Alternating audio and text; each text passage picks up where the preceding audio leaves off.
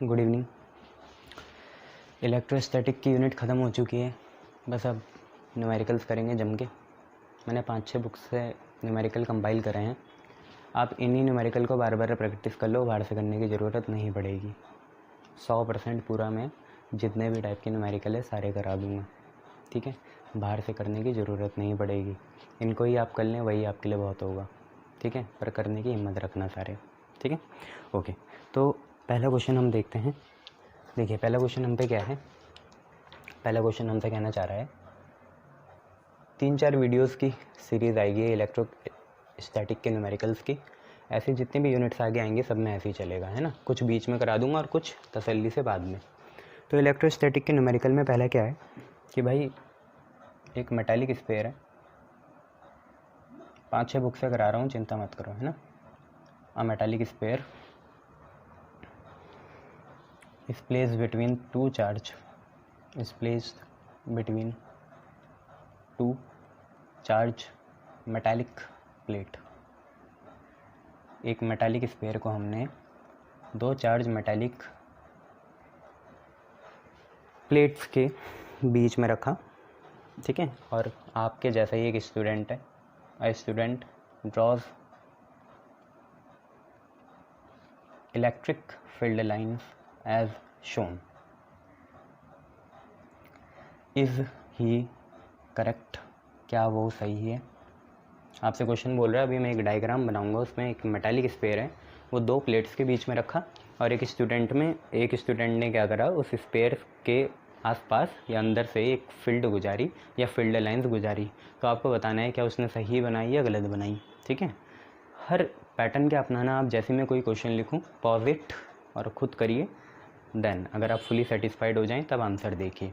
अपने से चीटिंग नहीं करनी, ठीक है। एक पेशेंस लिमिट होनी चाहिए। पहले पूरी तरीके से अपना दिमाग यूज़ कर लो, पानी पियो, तेल लगाओ सर में और फिर आंसर देखो। चलिए, तो डायग्राम क्या है। डायग्राम कुछ ऐसा है, ये हम पे दो प्लेट है, ठीक है। इधर हमने पॉजिटिव चार्ज दे रखा है और इधर हमने नेगेटिव चार्ज दे रखा है। ये आपके क्वेश्चन में ही है और ये वो मेटालिक स्फीयर है, ठीक है। दो प्लेट से मेटालिक स्फीयर है और जो हमारा स्टूडेंट है उसने ऐसी बना दी फील्ड लाइन। तो क्या वो सही है या गलत है? तो क्योंकि क्वेश्चन हमारा पूरा हो चुका है कि यहाँ पे दो प्लेट हैं और एक मेटालिक स्फीयर है और स्टूडेंट ने फील्ड लाइंस ऐसे दिखा दी, तो हमसे पूछा हुआ है क्या वो सही है या गलत है। तो ऑब्वियसली ही इज़ रॉन्ग। आपको भी पता है क्यों? क्योंकि मैं कितने बार बता चुका हूँ, इलेक्ट्रिक फील्ड लाइंस कंडक्टर के अंदर एग्जिस्ट नहीं करती, सरफेस में करती है, कंडक्टर के अंदर एग्जिस्ट नहीं करती। No, he is wrong because आपको भी पता है electric field lines can't exist inside या within the conductor. Inside या विद इन द कंडक्टर किसी कंडक्टर के अंदर एग्जिस्ट नहीं कर सकती, इसलिए इसने स्टूडेंट ने गलत करा है। आप लोग भी सही करें। तो अगर आपसे पूछें कि सही क्या होगा, तो सही आप सरफेस से दिखा सकते हैं। सही आप ऐसे ले जाना, ऊपर से दिखा देना, वो आपका सही हो जाएगा। अभी वो गलत है, ठीक है, अंदर से नहीं गुजरेगी, ठीक है। चलिए दूसरा क्वेश्चन देखिए। दूसरा क्वेश्चन है आप पे। आई होप कि आप जब ये न्यूमेरिकल की वीडियो देख रहे होंगे और पेन कॉपी लेके बैठे होंगे तो तब तक आपने थ्योरी अच्छे से वेल वर्स समझ ली होगी। चलिए दूसरा क्वेश्चन देखिए। दूसरा क्वेश्चन आप पे है कि एक इन्फिनाइट लाइन चार्ज, एक इन्फिनाइट लाइन चार्ज है जो प्रोड्यूस करता है अ फील्ड ऑफ 9 × 10⁴ न्यूटन पर कूलम। इतनी फील्ड प्रोड्यूस करता है एक इन्फिनाइट लाइन चार्ज, ठीक है।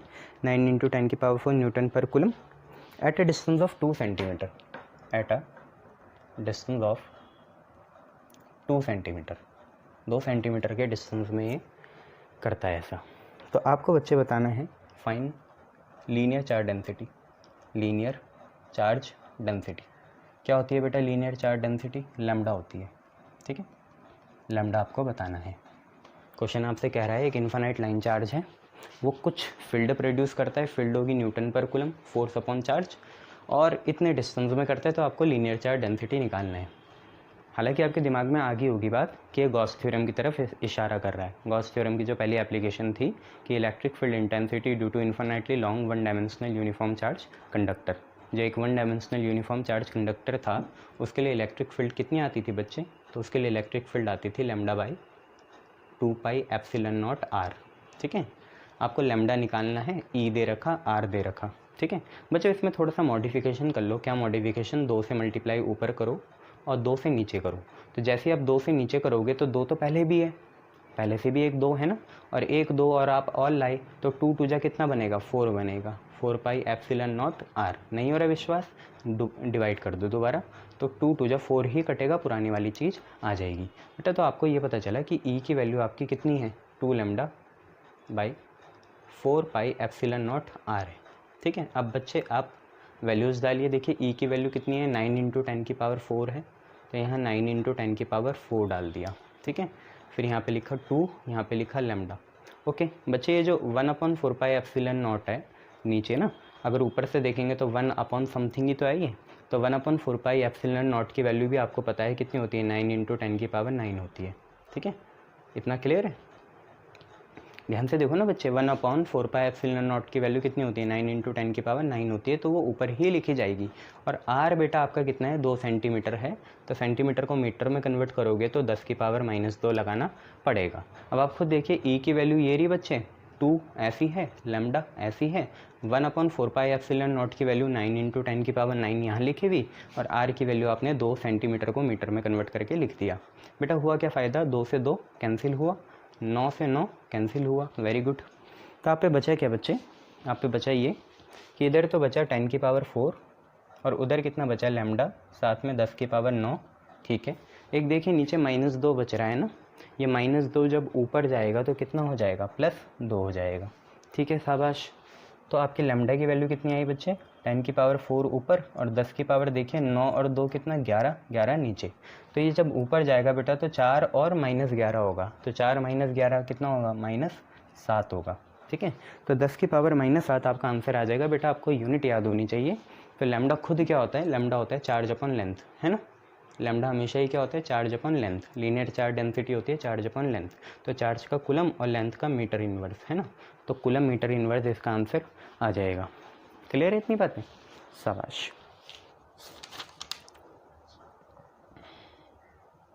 चलो बहुत बढ़िया बच्चे, अब क्या करो, अब एक कंसेप्ट भी देख लेंगे। यहाँ पे मिसलिनियस कंसेप्ट है और साथ में उसके बेस पे हम कुछ वैल्यूज़ भी निकाल लेंगे, है ना।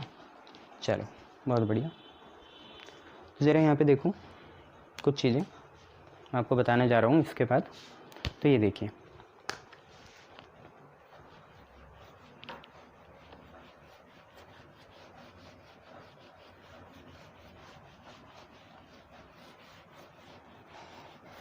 बच्चे आप क्या निकालिए, नोट डाल के लिखिए, charge by mass ratio, charge upon mass ratio, ये हम देखना चाहेंगे। चार्ज अपॉन मास, कुछ टिपिकल सब एटॉमिक पार्टिकल्स के लिए हम चार्ज अपॉन मास का रेशियो देखना चाहेंगे। जैसे सबसे पहले बच्चे आपके हो गया फॉर इलेक्ट्रॉन, इलेक्ट्रॉन के लिए कितना होगा, है ना, इलेक्ट्रॉन के लिए कितना होगा। तो अगर हम ध्यान से देखें इलेक्ट्रॉन के लिए कितना होगा, तो इलेक्ट्रॉन का चार्ज होता है बच्चे कितना? 1.6 इंटू 10 की पावर -19 कुलम इलेक्ट्रॉन का चार्ज इतना होता है। और इलेक्ट्रॉन का मास होता है 9.1 इंटू 10 की पावर -31 kg।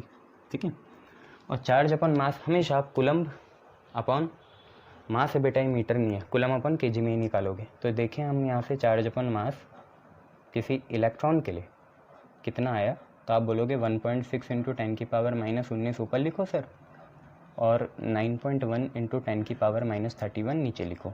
ठीक है, लिख लिया।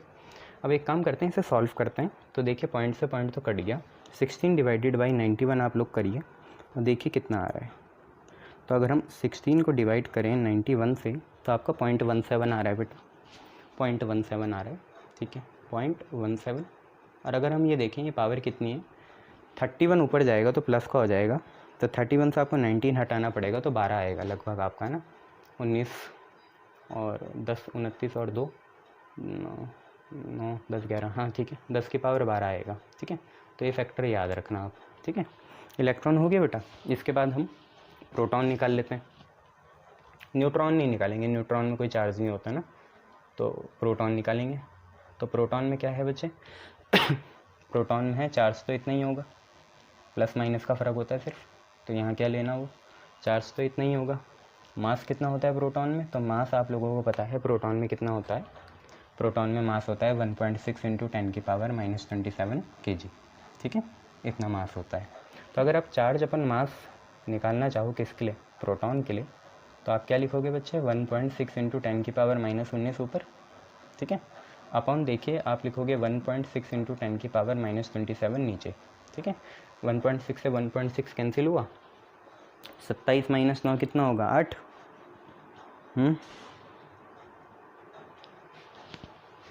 8 ही होगा ना, 9 और 8 17 होता है ना, तो ये कुल मिला के 10 की पावर 8 आ गया, ठीक है।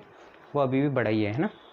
अगर उसे हम ऐसे भी लिखेंगे तो वो होगा 17 × 10 की पावर कितना, 10 होगा, है ना, पावर खाली। और ये कुल मिला के 1 × 10 की पावर कितना है, 8 है, तो अभी भी वो बड़ा है ना। ऑब्वियसली उसका मास भी कम है, तो वो बहुत तेज़ी से जाएगा, ट्रैवल करेगा। अच्छा, आखिरी आप यहाँ पे निकाल लीजिए alpha particle, for alpha particle जिसको हम हीलियम भी बोलते हैं, 2He4, ठीक है बच्चे ये चीज़। तो आपको ये याद रखना है, चार्ज अल्फ़ा पार्टिकल में कितना होता है, अल्फ़ा पार्टिकल में चार्ज 2 टाइम्स होता है या दुगना होता है, किसके, चार्ज ऑन प्रोटॉन। प्रोटॉन में जितना चार्ज होगा उसका दुगना होगा। हमेशा अल्फ़ा पार्टिकल में चार्ज कितना होगा, 2 टाइम्स होगा प्रोटॉन के, इलेक्ट्रॉन के नहीं। तो बेटा प्रोटॉन में चार्ज कितना है, 1.6 है, ठीक है। तो 1.6 × 2 कितना हो गया, 3.2 हो गया, तो 3.2 × 10⁻⁻19 कूलम्स आ गया। अच्छा, अगर मैं मास बात करूं अल्फ़ा पार्टिकल की, तो अल्फ़ा पार्टिकल का मास कितना होता है वो भी हम लोग देख लेते हैं। तो अल्फ़ा पार्टिकल का बेटा मास, क्योंकि पहली वाली चीज़ भी प्रोटॉन के करस्पॉन्डिंग थी, तो मास भी प्रोटॉन के करस्पॉन्डिंग बोलेंगे। तो एक अल्फ़ा पार्टिकल का मास कितना होता है, 4 गुना होता है बेटा प्रोटॉन के मास के। कितना गुना, 4 गुना होता है प्रोटॉन के मास के, इतना आपको याद रखना है। अल्फ़ा पार्टिकल का चार्ज कितना होता है, दुगुना होता है प्रोटॉन के चार्ज के, पर मास कितना होता है, 4 टाइम्स होता है प्रोटॉन के मास के। तो 4 × प्रोटॉन का मास आप देखिए अगर, तो प्रोटॉन का मास कितना होता है, 1.6 × 10⁻⁻27 होता है। तो 16 फोड़ जाए बेटा आपका 6.4 आएगा, 16 फोड़ जाए कितना, 6.4, ठीक है। फिर पॉइंट लगा देना, और यहाँ 10 की पावर -27 है। क्लियर इतनी बात है। तो बेटा अगर यहाँ पे हम चार्ज अपन मास निकालना चाहें किसके लिए, आपके अल्फ़ा पार्टिकल के लिए, तो आपको क्या लिखना पड़ेगा, आप ऊपर चार्ज लिखोगे 3.2 × 10⁻⁻19, ओके, और नीचे आपका कितना है 6.4 × 10⁻⁻27। बेटा 32 2 जा 64 होता है, तो हाफ आएगा, कितना आएगा, हाफ आएगा। देखो 32 1 जा 32, 32 2 जा 64, तो हाफ आएगा। और ये चीज़ आप पहले ही देख चुके थे कि 27 जब ऊपर जाएगा तो 27 - 19 कितना आता है, 8 आता है। 27 - 19 कितना आएगा, 19, 8 आएगा। हाफ मतलब बेटा 0.5 हो गया, तो ये 0.5 × 10 की पावर कितना आया, 8 आया। क्योंकि हम सारी वैल्यू बिना पॉइंट के ले रहे हैं, तो यहाँ से पॉइंट यूज़ करते हैं, तो ये 5 × 10 की पावर कितना आ जाएगा, 7 आ जाएगा। इसमें दिक्कत है तो 5/10 करे करो, तो 10 से एक पावर कैंसिल होगी, तो 5 × 10 की पावर 7 आ गया, ठीक है। अब मेनली हमारा मतलब ये था कि चार्ज अपन मास सबसे ज़्यादा किसके लिए होता है। तो आप ध्यान से देखियो, अब आप ऑर्डर देखो, ये 10 की पावर 10 है, ठीक है, 10 की पावर 8, ठीक है, और ये 10 की पावर 7 है। तो चार्ज अपन मास सबसे ज़्यादा किसका होता है, अगर हम देखें तो सबसे ज़्यादा होता है इलेक्ट्रॉन का, ठीक है। चार्ज अपन मास का जो रेशियो है सबसे ज़्यादा किसके लिए आया, इलेक्ट्रॉन के लिए, देन आपका आया प्रोटॉन के लिए, और देन आपका आया अल्फ़ा पार्टिकल के लिए, ठीक है। आप याद कैसे रखिए, देखिए चार्ज अपन मास का कुछ ऐसे याद रखें कि जितना मास कम उतना चार्ज अपन मास ज़्यादा आएगा। देखो ये खुद क्या है, चार्ज अपन मास है ना, चार्ज अपन मास है। आप खुद सोचो कि चार्ज अपन मास जो ये खुद ही चीज़ है, चार्ज अपन मास और मास का कैसा रिलेशन है, चार्ज अपन मास तो ऊपर है, ठीक है। लेट अस से चार्ज अपन मास को आप कुछ मान लो, जैसे आज हमने इसे कुछ भी मान लिया, लेट अस से x मान लिया, तो आप मुझे बताइए x और m का कैसा रिलेशन है, इन्वर्स रिलेशन है। मतलब मास जितना ज़्यादा होगा उतना चार्ज अपन मास क्या होगा, कम होगा, या x क्या होगा, कम होगा। तो इसमें कोई दो राय नहीं बननी चाहिए। देखिए अल्फ़ा का मास ज़्यादा होता है तो इसलिए वो सबसे कम है, फिर प्रोटॉन का मास उससे थोड़ा सा कम होता है इसलिए वो बीच में आया, और इलेक्ट्रॉन का मास सबसे कम होता है तो उसका x मतलब चार्ज अपन मास क्या होगा, सबसे ज़्यादा होगा। तो आप ये याद रखना, इलेक्ट्रॉन का सबसे ज़्यादा होता है, फिर प्रोटॉन का, फिर अल्फ़ा पार्टिकल का। जो सबसे हल्का है वो सबसे ज़्यादा उसका चार्ज अपन मास होगा, जो सबसे क्या है, हल्का है। ठीक है, ये चीज़ आप याद रखना। Very good. अच्छा, इसके बाद बच्चों कुछ ऐसी मिसलेनियस चीज़ें हैं जो आपको मेरे को बतानी हैं। चलिए, तो इतनी सारी चीज़ें होगी, चार्ज अपन मास आपने देख लिया। शाबाश, ये आपको एज देता है। ये चीज़ें ना बहुत कम मिलती हैं बुक्स में, पर सीख लोगे तो क्या जाता है ना। चलिए, इसके बाद हम थोड़ा ये देखेंगे कि जब किसी चार्ज पार्टिकल को हम इलेक्ट्रिक फील्ड में डालते हैं तो वो मूव करता है। बेटा मूव अलग अलग तरीके से करा जा सकता है। स्ट्रेट लाइन में मूव करा जा सकता है, सर्कुलर मूव करा जा सकता है, हेलिकल मूव करा जा सकता है, पैराबोलिक मूव करा जा सकता है, पैराबोलिक या हाइपरबोलिक मूव करा जा सकता है, हाइपरबोलिक। तो बहुत तरह के हैं, है ना। तो धीरे धीरे चीज़ों को उठाया जाएगा। तब हम ये देखेंगे, नोट, अगर किसी चार्ज पार्टिकल को इलेक्ट्रिक फील्ड में डालें, यहाँ पे एक इलेक्ट्रिक फील्ड है, ये यहाँ पे एक इलेक्ट्रिक फील्ड है, और अगर इसमें चार्ज पार्टिकल को डालें तो उसका पाथ कैसे होने वाला है। तो लेटर से मैंने यहाँ से उसे डालना शुरू करा, वो यहाँ जैसे पहुँचा तो पहले ऐसे जाएगा, पहले चार्ज पार्टिकल ऐसे जाएगा, फिर उसके बाद डेविएट हो जाएगा ऐसे ऐसे, या कोई चार्ज पार्टिकल ऐसे जाएगा तो ऐसे डेविएट हो जाएगा। ठीक है, तो इसका मतलब ये चार्ज पार्टिकल की ट्रेजेक्टरीज़ हैं। ट्रेजेक्टरीज़ मतलब कैसा उसने पाथ लिया। तो मैं बात करने जा रहा हूँ। अच्छा, तुम्हें ये ई तो नहीं लग रहा, ये नेगेटिव है ना, और वो पॉजिटिव है।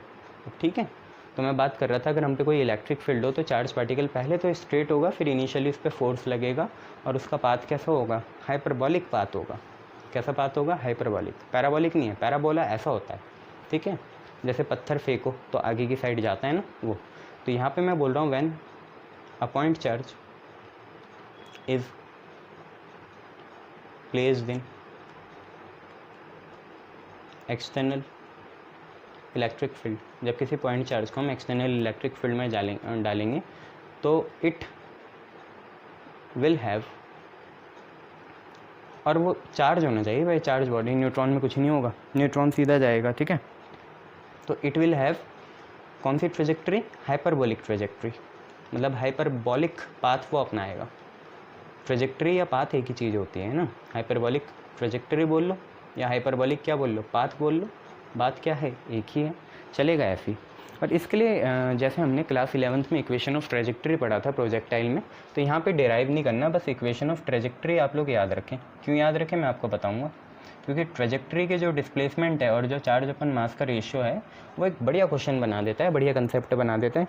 तो इक्वेशन ऑफ ट्रेजेक्ट्री होती है, वाई लिखा, वाई है डिस्प्लेसमेंट, जो डिस्प्लेस हुआ वही आपका डिस्प्लेसमेंट है भाई, है ना, जो पहले भी होता था ना, x इज इक्वल टू, याद है ना, यू जी टी स्क्वायर वाला। तो y is equal to half लिखा, चार्ज अपन मास का रेशियो लिखा। अब क्योंकि ये दो डायमेंशन में x में भी होगा कुछ और y में भी जाएगा, मतलब हॉरिजॉन्टली भी जाएगा, वर्टिकली भी जाएगा, तो इसमें x वाला कंपोनेंट भी होना चाहिए। तो आप पे ये होता है e x square by u square, ये वैसी की जैसी है जैसे हमने पहले पढ़ी थी, है ना, क्लास 11th में। तो y is equal to half q by m e x square by u square होता है। तो आप ये याद रखना, q आप जानते ही हैं चार्ज है, m आप जानते हैं मास है, और q बाई एम को हम बोलते हैं चार्ज अपन मास का ratio. e you know, e is electric field, x is your displacement horizontal displacement x है, y इज़ वर्टिकल डिस्प्लेसमेंट। ठीक है, और u आपको पता ही है इनिशियल वेलोसिटी होती है। मेन काम हमारा यहाँ पे ये था कि बस हमें ये पता चले कि ये जो वर्टिकल डिस्प्लेसमेंट हुई है, ये जो दो चीज़ें हुई हैं, एक ऊपर गया एक नीचे गया, मान लो एक चार्ज Q1 था दूसरा चार्ज Q2 था, तो इनकी जो वर्टिकल डिस्प्लेसमेंट है y, वो मेनली देखो, क्योंकि इलेक्ट्रिक फील्ड तो दोनों पार्टिकल्स के लिए सेम है, इनिशियल वेलोसिटी भी दोनों की सेम ही रखेंगे, फाइनली जाके उन पर एक्सेलरेशन अलग अलग तरह का लगेगा। ठीक है, x देखिए आपको भी पता है जो एक्सेलरेशन होता है वो हॉरिजॉन्टल में लगता ही नहीं है, पहले भी हमने बहुत बार बात करी हुई है ना। किसी भी चीज़ को आप अगर डबल मोशन में फेंकोगे, मतलब उसमें कुछ x में मोशन हो, x एक्सिस में, और कुछ y में हो, तो उसकी जो हॉरिजॉन्टल मोशन होता है वो हमेशा क्या रहता है, कांस्टेंट रहता है, क्योंकि ग्रेविटी का कोई भी कंपोनेंट हॉरिजॉन्टल एक्ट नहीं करता, वर्टिकल करता है, इसलिए वर्टिकल में वेरिएशंस होते हैं। तो यहाँ एक्स भी सेम रहेगा, चेंज होगा वाई में, ठीक है। ई भी आपका सेम ही है, यू भी आपका सेम ही है, और क्यू बाई एम आपका डिफरेंट होगा, क्योंकि क्यू बाई एम पार्टिकल के नेचर पे डिपेंड करेगा। तो बस यहाँ से हमें ये पता चला है कि जो हमारा डिस्प्लेसमेंट होगा वो डायरेक्टली प्रोपोर्शनल होगा चार्ज अपन मास के रेशियो के। और आपको पता है क्योंकि चार्ज अपन मास का जो रेशियो है अभी हमने पढ़ा है, इलेक्ट्रॉन का सबसे ज़्यादा आता है, फिर उसके बाद प्रोटॉन का आता है, फिर उसके बाद अल्फ़ा पार्टिकल का आता है। तो बस यहीं से आपको आइडेंटिफाई करना है कि जो आपकी ट्रेजेक्ट्री होगी वो सबसे ज़्यादा इलेक्ट्रॉन की होगी, क्योंकि इलेक्ट्रॉन का चार्ज अपन मास का रेशियो क्या आता है, सबसे ज़्यादा आता है। तो ट्रेजेक्ट्री या डिस्प्लेसमेंट जो होगी इलेक्ट्रॉन की ज़्यादा होगी, देन उसके बाद आपकी किसकी होगी, प्रोटॉन की होगी, और देन सबसे कम अल्फ़ा पार्टिकल की होगी। तो ये आपको डिस्प्लेसमेंट याद रखनी है, क्योंकि क्यू बाई एम ई का सबसे ज़्यादा, फिर क्यू बाई एम बीच में पी का, और सबसे कम अल्फ़ा का, और दोनों के बीच में कैसे रिलेशन है, डायरेक्ट है। तो डिस्प्लेसमेंट भी वही ट्रेंड फॉलो करेगा, ठीक है। चलिए आपको मैं इसी के तर्ज पे एक क्वेश्चन देता हूँ जो पिछले कई बार पूछ लिया गया है, ये आप लोग लिख लीजिए, इसके बाद आगे बढ़ते हैं।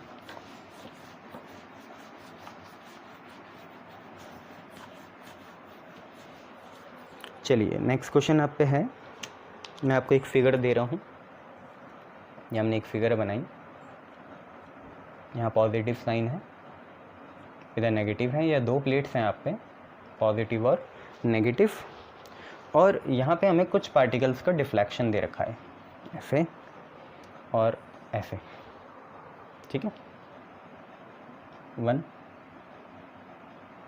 2, और इसको थोड़ा स्टीप बनाते हैं ज़्यादा, ऐसे 3, सबसे ज़्यादा डिफ्लेक्शन 3 का है। तो आपको ये फिगर दे रखा है और 3 चार्ज पार्टिकल हैं, 1 2 3, ठीक है। शायद मुझे लिखने की ज़रूरत नहीं है, और आपको ये बताना है फिर कि सबसे highest charge to mass ratio किसका होगा, ठीक है। सबसे highest charge to mass ratio किसका होगा, और दूसरी बात आपको नेचर भी बताना है चार्जेस के, है ना। तो मैं क्वेश्चन ये पूरा कर लेता हूँ कि आपको प्लेट तो समझ में आ गई। तो हम पे 3 चार्ज पार्टिकल्स हैं, 3 चार्ज पार्टिकल्स हैं। 3 चार्ज पार्टिकल्स कौन कौन है, 1 है, 2 है, 3 है। गिव देयर नेचर, इनका नेचर बताइए, मतलब इनके साइन क्या होंगे। एंड विच हैज़ मैक्सिमम, किसकी maximum charge to mass ratio होगी, ये आपको बताना है। तो पहला क्वेश्चन आपके लिए हार्ड नहीं है। पहला क्वेश्चन बोल रहा है कि आपको नेचर आइडेंटिफाई करना है, तो इसमें कोई बात नहीं है। देखिए जो पॉजिटिव की तरफ जा रहा होगा वो खुद कैसा होगा, नेगेटिव होगा। तो फर्स्ट से चार्ज और सेकंड चार्ज क्या हो गए, नेगेटिव हो गए, और जो नेगेटिव की तरफ आ रहा होगा वो क्या होगा, पॉजिटिव होगा। तो थर्ड चार्ज आपका क्या होगा, पॉजिटिव होगा। इसका मतलब फर्स्ट चार्ज और सेकंड चार्ज तो नेगेटिव नेचर का है, और थर्ड चार्ज जो है आपका वो पॉजिटिव नेचर का है। बच्चों अगर आप देख पाओ और मैं डायग्राम को जस्टिफाई कर पाया हूँ, तो थर्ड का डिफ्लेक्शन सबसे ज़्यादा है, ठीक है। तो deflection of third is maximum, deflection of charge third जो है ये आपका सॉल्यूशन हो गया। पहला वाला सॉल्यूशन तो आपको मिल ही गया, प्लस का माइनस है, माइनस का प्लस है ना ऊपर। डिफ्लेक्शन ऑफ थर्ड जो है मैक्सिमम है, इसका मतलब y3 मैक्सिमम है। बच्चों इसमें हमें कोई इसमें डिसीव नहीं कर सकता कि y जो है वो डायरेक्टली प्रोपोर्शनल होगा चार्ज अपन मास के, यही हम पढ़ते आ रहे थे। तो भाई जिसका डिफ्लेक्शन ज़्यादा होगा तो उसका Q बाई एम भी क्या होना चाहिए, ज़्यादा होना चाहिए। अब उन्होंने क्वेश्चन में ये पूछा कि किसका maximum Q by m ratio होगा, तो Q by m maximum ratio उसी का होगा जिसका डिफ्लेक्शन सबसे ज़्यादा हो। आपको मैंने दिखा भी दिया है और बता भी दिया है कि y3 जो है, y3 खुद ही डिफ्लेक्शन या ट्रेजेक्ट्री है, तो डिस्प्लेसमेंट थर्ड का या ट्रेजेक्ट्री थर्ड की मैक्सिमम है, तो Q बाई एम थर्ड का ही मैक्सिमम होगा, क्योंकि दोनों के बीच में कैसा रिलेशन है, डायरेक्ट रिलेशन है, ठीक है। शाबाश, आप लोगों को समझ में आया, वेरी गुड।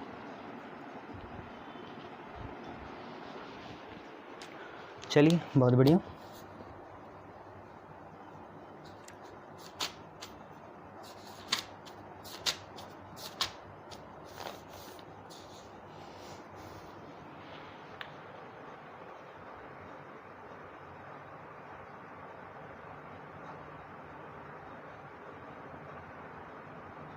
चलिए एक क्वेश्चन आप लिखिए,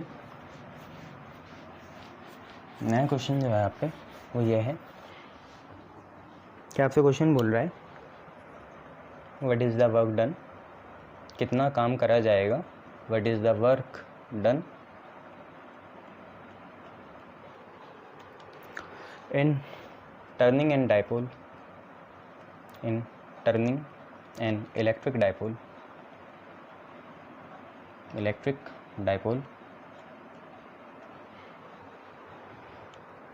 place through 360 डिग्री। यार 360 पे तो काम जीरो ही होगा ना, क्योंकि डिस्प्लेसमेंट कितनी होगी, जीरो होगी। तो ये तो आपको समझ में आ गया कि अगर कोई चीज़ घूम के वहीं आ जाए तो डिस्प्लेसमेंट कितना, जीरो, और वर्क भी कितना, जीरो, क्योंकि वर्क होता है फोर्स इनटू डिस्प्लेसमेंट। आई बात समझ में? ए से चले ए पे ही आगे डिस्प्लेसमेंट कितना है, जीरो, तो वर्क डन भी कितना आएगा, जीरो। इसे आपको इलेक्ट्रिक डाइपोल के तर्ज पे फॉर्मूला लगा के प्रूफ करना है। कैसे करोगे बच्चों?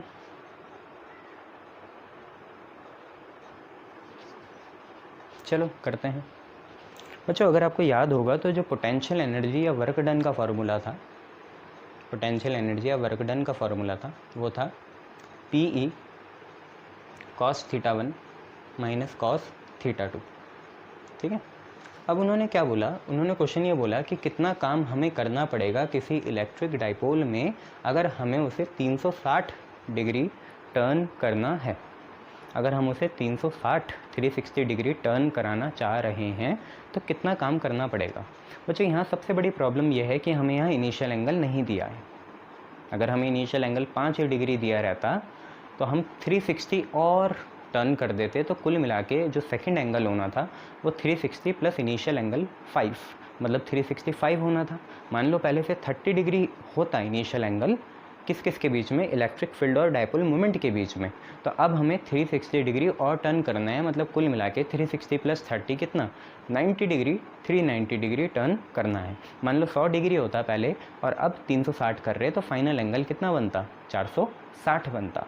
ठीक है, 100 ऐड करना है। तो यहाँ कुछ ऐसे नहीं दे रखा, तो अपने मन से मान लेते हैं लेट जो आपका इनिशियल एंगल है θ1 वो आपका थीटा है, इतना आपने मान लिया। और जो फाइनल एंगल है उसमें आपको क्या करना है, इनिशियल एंगल प्लस 360 डिग्री करना होगा। मान लो जैसे इनिशियल 5 होता तो फाइनल क्या बनता, 360 प्लस 5। इनिशियल 10 होता तो क्या बनता, 360 प्लस 10। इनिशियल 100 होता तो आप क्या लिखते, फाइनल 360 प्लस 100। ऐसा आपको लिखना था। चलिए तो फिर आपका वर्क डन देखते हैं बच्चे कितना आ रहा है। PE लिखा आपने, वेरी गुड। कॉस θ1 तो आपका थीटा हो गया, θ1 आपका कितना है, थीटा है, माइनस कॉस θ2 आपका है 360 प्लस थीटा। बच्चों अगर आपको याद होगा तो 360 प्लस थीटा आपका होता है कौन सा क्वाड्रेंट, 360 तक। तो 360 से कम जो होता है फोर्थ होता है, और 360 से जरा भी 1-2 डिग्री अगर हम ऐड कर दें, 10-12 डिग्री ऐड कर दें, तो हम फर्स्ट ही क्वाड्रेंट में आ जाते हैं। और कोई भी ट्रिग्नोमेट्री हो जिसका एंगल 360 प्लस थीटा हो तो वही ट्रिग्नोमेट्री दोबारा आ जाती है। जैसे साइन 360 प्लस थीटा भी कितना होगा, साइन थीटा होगा। कॉस 360 प्लस थीटा भी कितना होगा, कॉस थीटा होगा, है ना। तो ये सारी चीज़ें हैं। तो ये कॉस 360 प्लस थीटा जो है दोबारा कितना बन गया, ये कॉस 360 प्लस थीटा भी कॉस थीटा होगा, क्योंकि फर्स्ट ही क्वाड्रेंट है। ट्रिग्नोमेट्री फर्स्ट क्वाड्रेंट में उतनी ही आएगी। बेटा इससे ये कैंसिल होगा, PE इंटू 0 आपका कितना आ जाएगा, 0 आ जाएगा। तो हमें बस पता तो था कि 0 आना है, बस प्रूफ करना था, तो हमने प्रूफ कर दिया। ठीक है, ये चीज़ है। ठीक है, वेरी गुड। बेटा ये हम पे नेक्स्ट क्वेश्चन है। नेक्स्ट क्वेश्चन में देखिए आप पे एक स्पेयर है।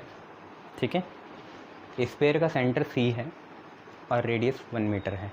ठीक है, सेंटर कितना है, C है, रेडियस कितना है, 1 मीटर है। और हमने कुछ पॉइंट में चार्ज जो हैं चार्ज लगा रखे हैं। जैसे Q1 यहाँ लगा रखा है। Q1 खुद कितने कूलम का है, 3 माइक्रो कूलम का है।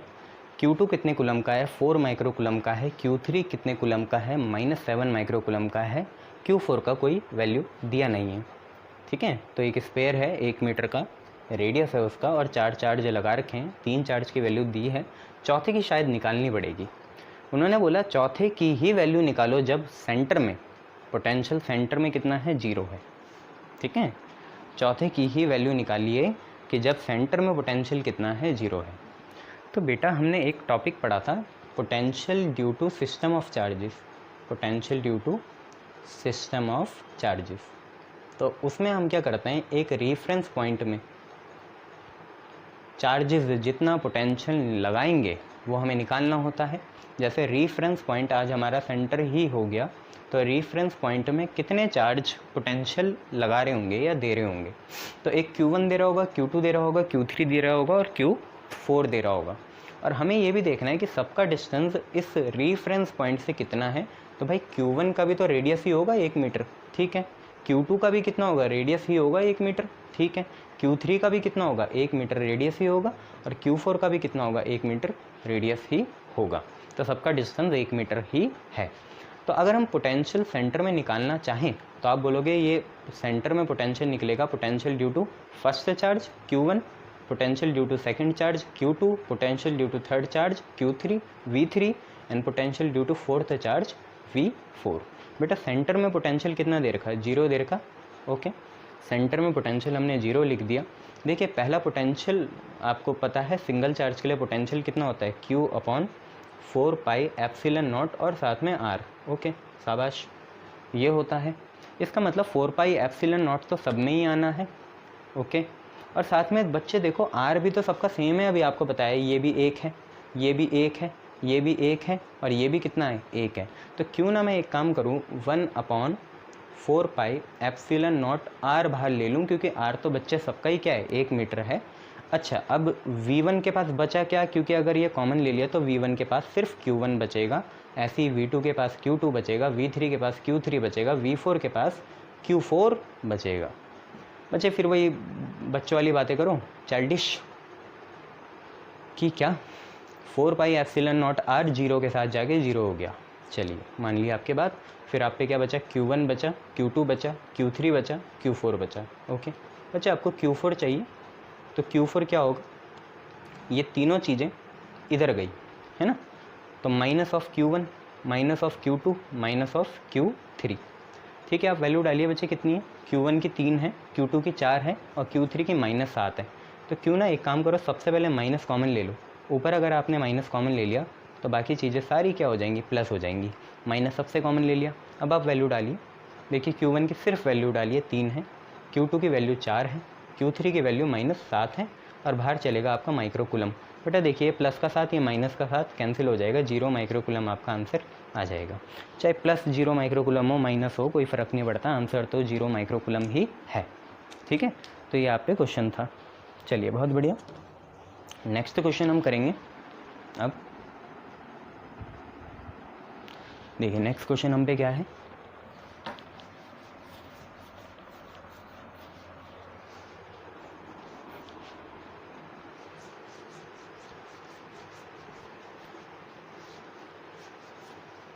देखिए नेक्स्ट हम पे क्या है, नेक्स्ट हम पे एक क्वेश्चन है कि an ionize helium particle, an ionize helium particle, और हीलियम का आपको चार्ज पता ही होता है +2e होगा, e प्रोटॉन का चार्ज होता है ना, is situated at origin, origin में सिचुएटेड है, ओरिजिन आपको पता है 0,0 होगी। तो हाउ मच कैलकुलेट या how much calculate work done in taking an electron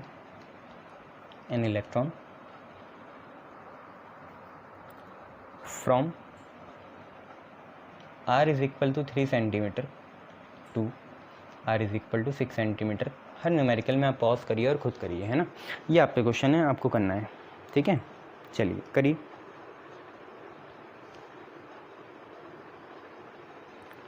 चलिए वेलकम बैक। करा कैसे आपने, ध्यान से देखिए। आपको क्या है, एक आयनाइज हीलियम पार्टिकल है, वो ओरिजिन में सिचुएटेड है, ठीक है।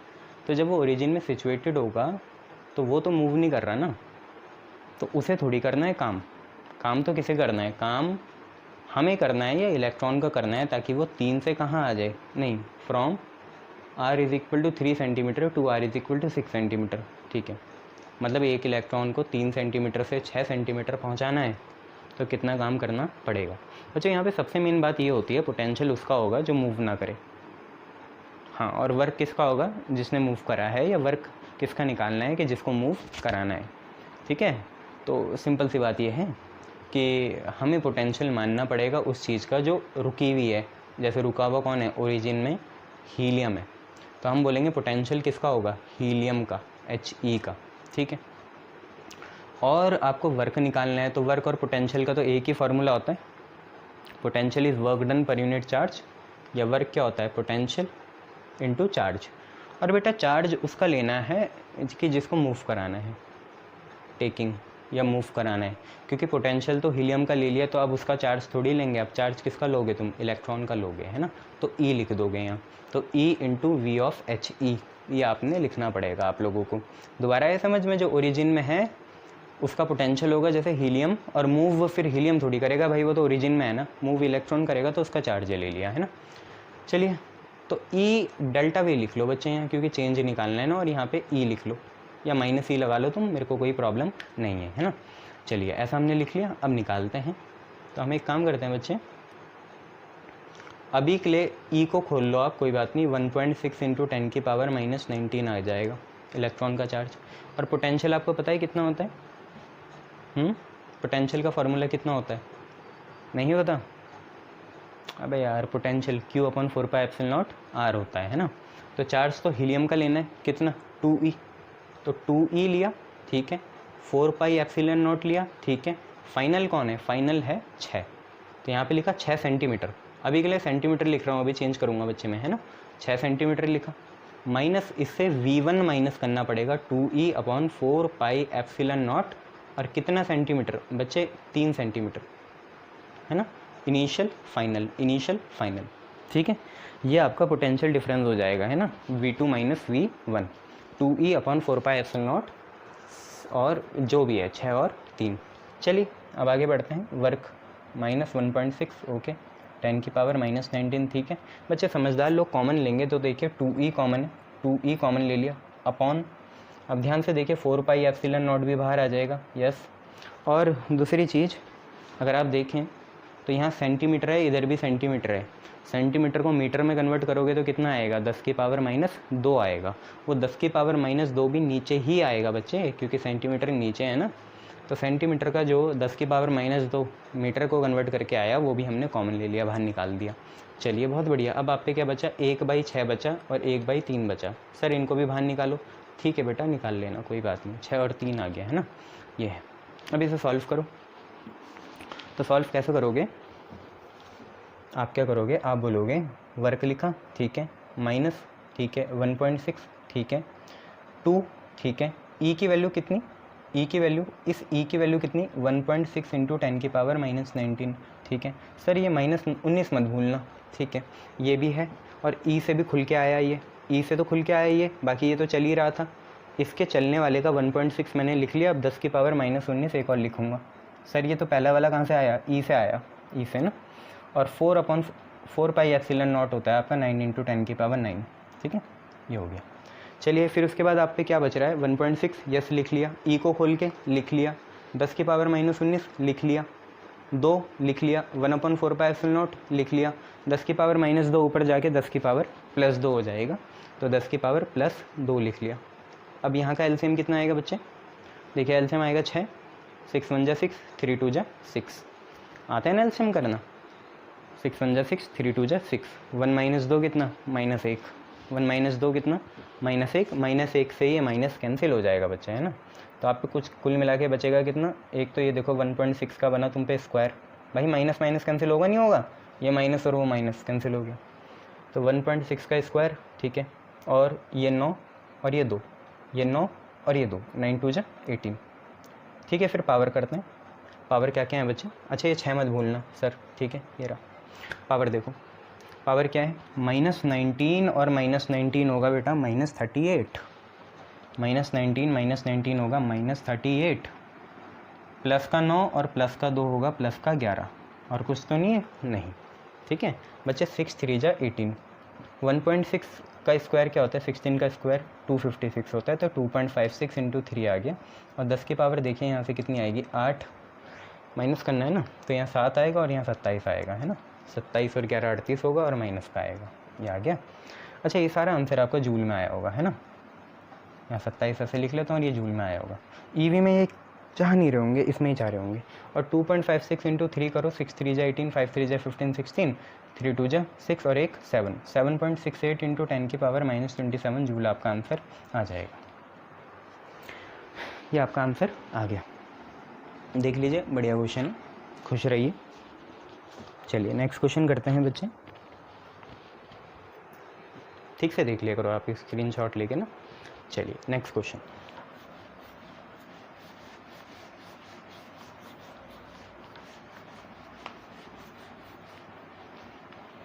ओके। नेक्स्ट क्वेश्चन आप पे बच्चे हैं कि आप पे 2 पॉजिटिव चार्ज हैं 10 माइक्रोकूलम ईच, 2 पॉजिटिव चार्ज, 2 आप पे पॉजिटिव चार्ज हैं और दोनों 10 माइक्रोकूलम के हैं, ऑफ 10 माइक्रोकूलम ईच, दोनों 10 माइक्रोकूलम के हैं, आर सिचुएटेड 10 सेंटीमीटर अपार्ट, दोनों के बीच में 10 सेंटीमीटर की दूरी है, 10 सेंटीमीटर की इनमें दूरी है, ओके। देन उसके बाद उन्होंने बोला what is the increase in electrostatic potential energy, what is the increase in electrostatic potential energy, मतलब डेल्टा यू। अच्छा, इंक्रीज बोला तो डेल्टा यू लगाना ही पड़ेगा, चेंज है ना। What is the increase in delta u when they are brought पास आए वो, है ना, पास आए, they are brought 2 centimeter closer, जब इनको 2 सेंटीमीटर और क्लोज लागे, तो 2 थोड़ी लिखोगे, 8 ही लिखोगे ना, या 2 लिखोगे, अब 8 ही लिखोगे ना, 2 सेंटीमीटर क्लोज आ गया तो क्या, मतलब सिंपल सी बात ये थी।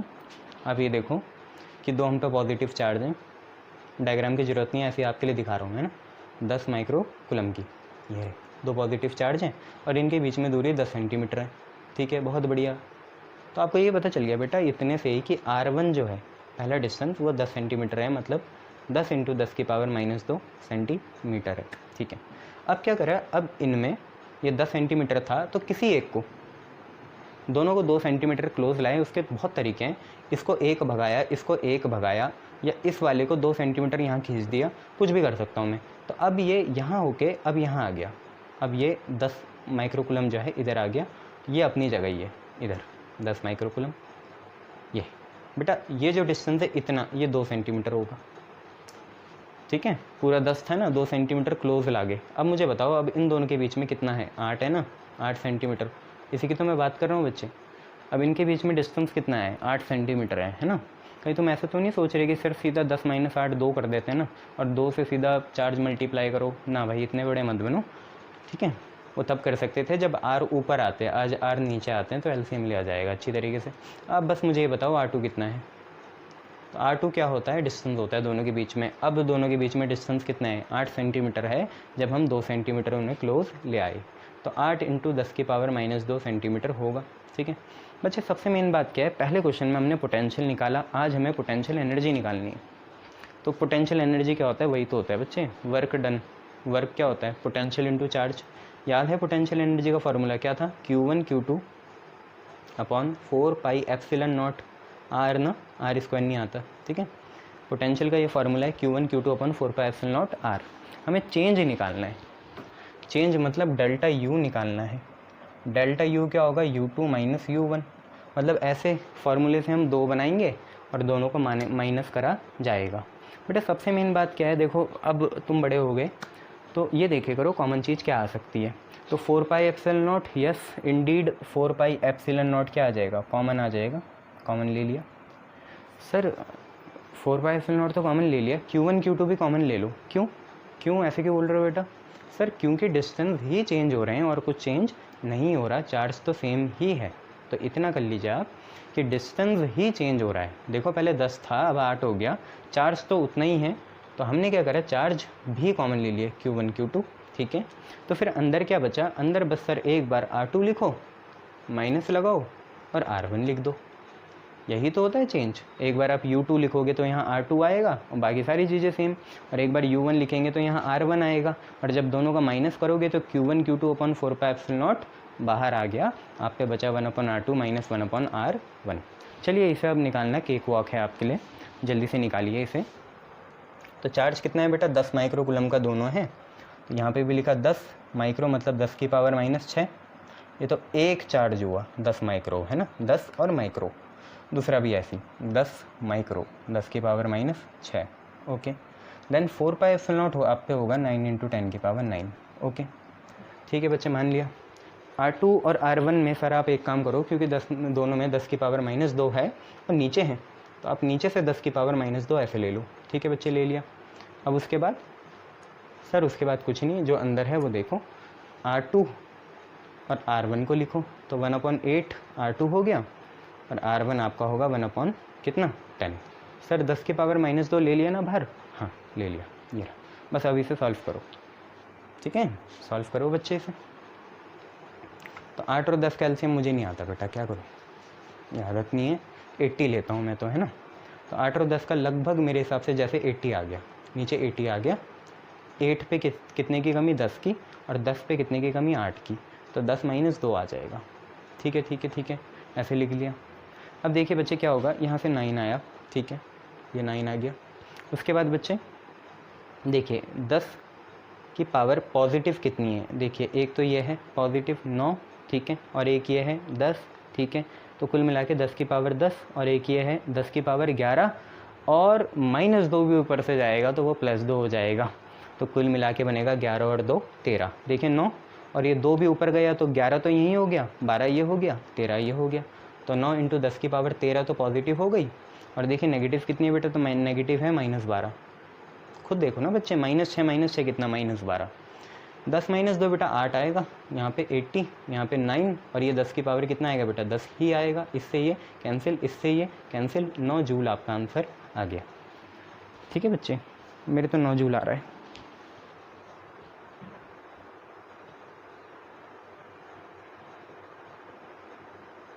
चालीस कैसे भैया, 10 और 8 का 80 होगा। 8 पे 10 की कमी, 10 इधर, 10 पे 2 की, ठीक है मेरे हिसाब से तो ठीक है। ठीक है, 9 × 10 की पावर 9, ओके 10, ठीक है, 10 के बाद, ठीक है ठीक है। बच्चों कैलकुलेशन चेक करना है ना, इस कैलकुलेशन को चेक करना, बाकी कंसेप्ट यही लगेंगे, छोटी मोटी कैलकुलेशन हम रिपीट नहीं करेंगे, है ना। ये कैलसी हैं आप लोगों पे, तो आप लोग बहुत अमीर हो, कैलसी से करे करो, है ना, शाबाश। चलिए नेक्स्ट क्वेश्चन करेंगे।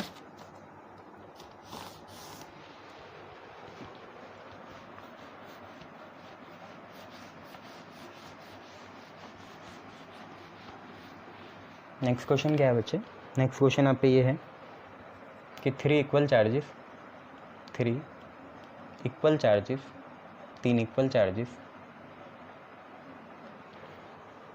of 5 microcoulomb each are placed at 3 vertices of equilateral triangle,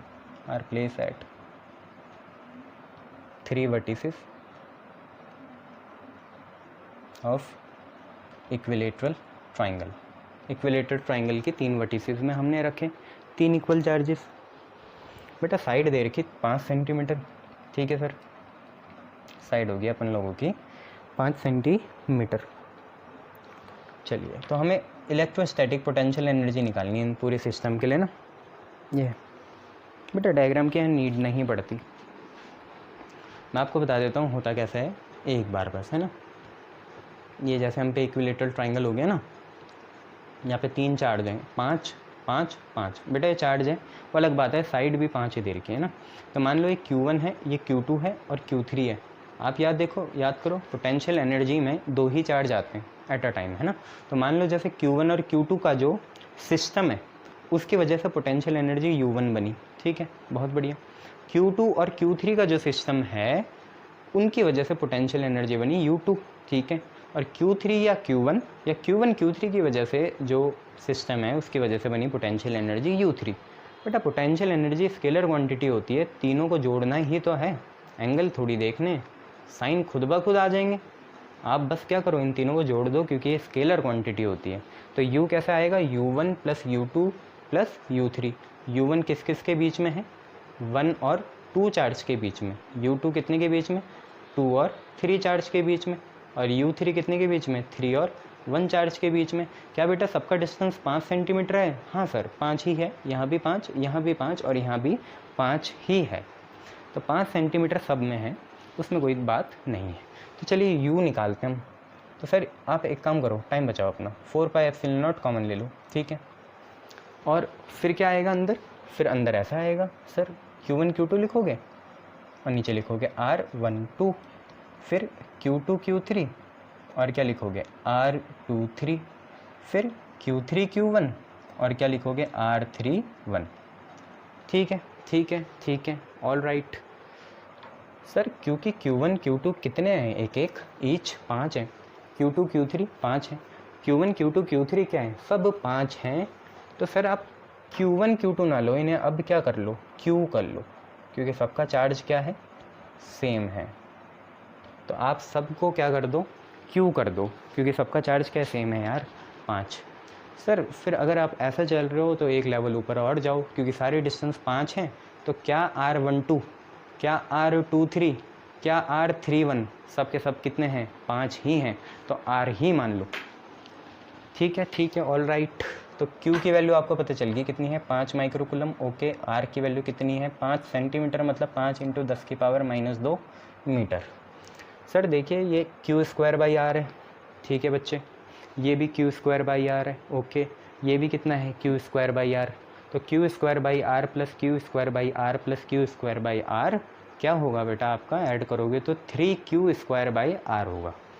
same चीज़ को 3 बार ऐड करोगे तो 3 टाइम्स ही होता है ना बच्चे। तो 1/4πε0 आप पे आया 3, देन आप पे q², देन आप पे r³ तो नहीं आएगा, r आएगा यार, एलसीएम लो, ठीक है, r आएगा।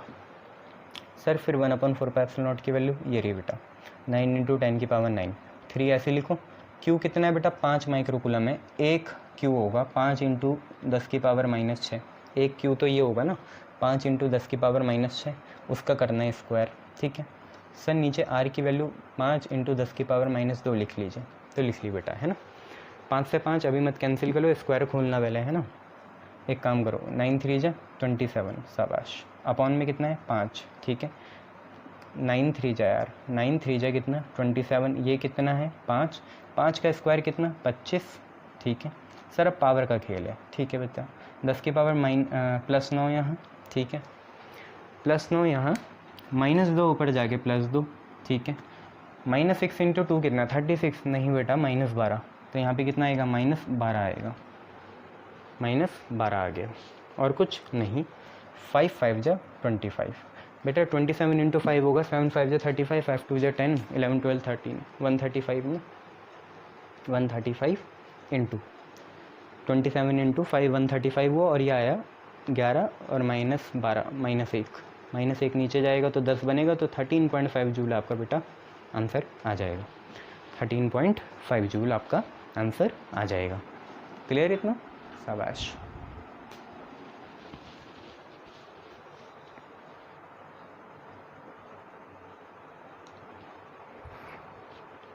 चलिए नेक्स्ट क्वेश्चन करते हैं।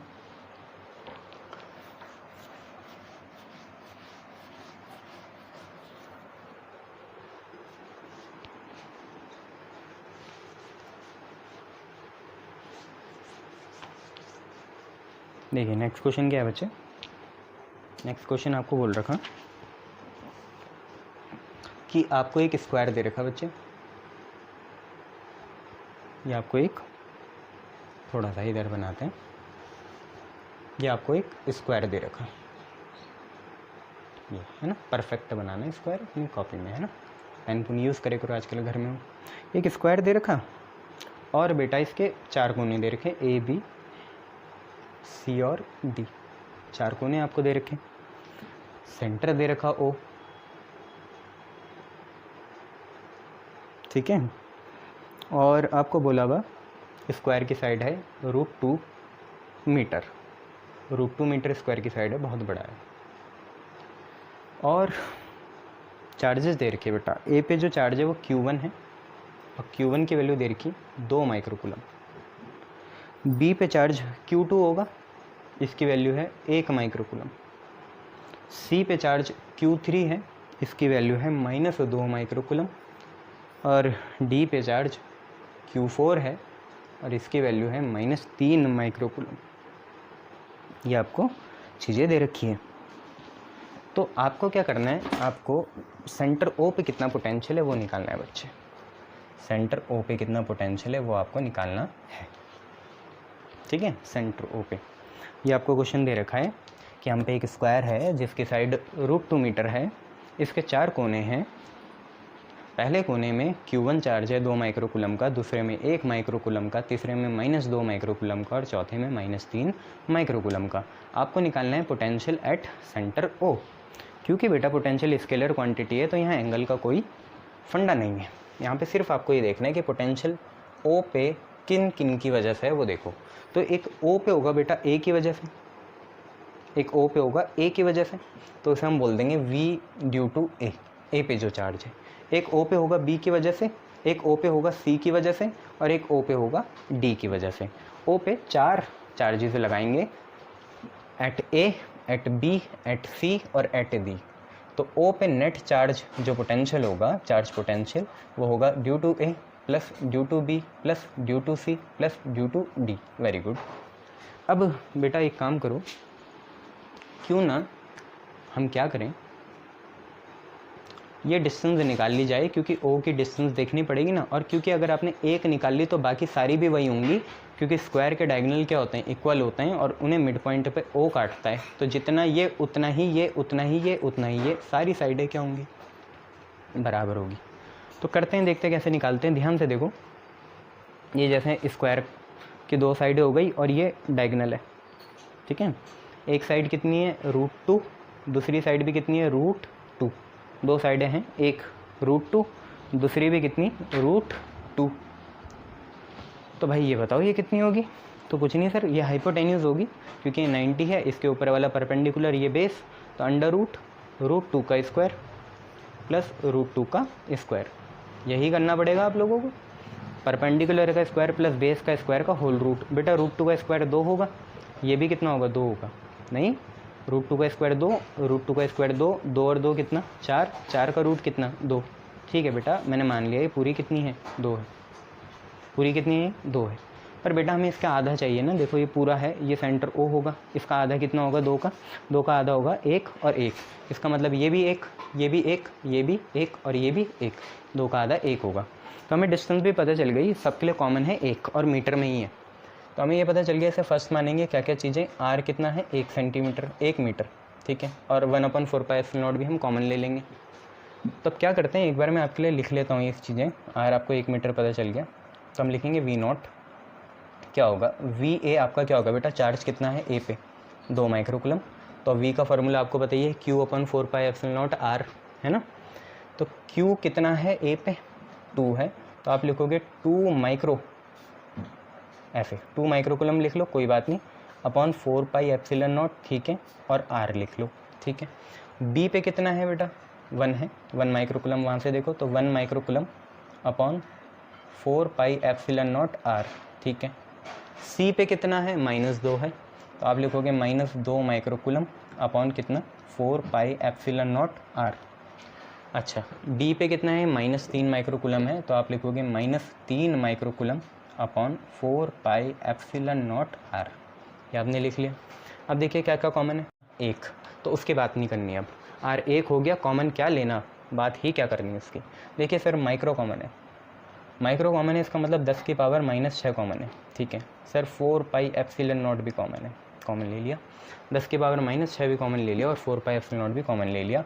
R की तो बात ही क्या करनी। तो बचा क्या, अब 2 बचा, बचा क्या 1 बचा, बचा क्या -2 बचा, बचा क्या -3 बचा।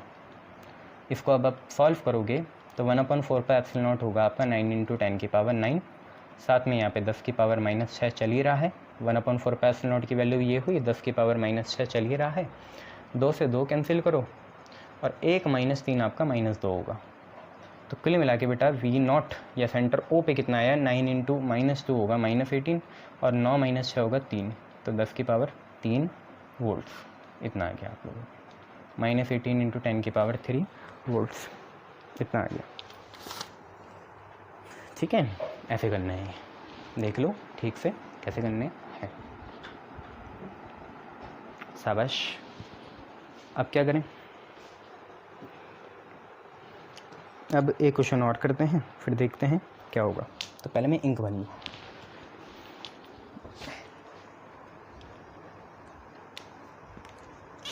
देख लो इस क्वेश्चन को कैसे करना है।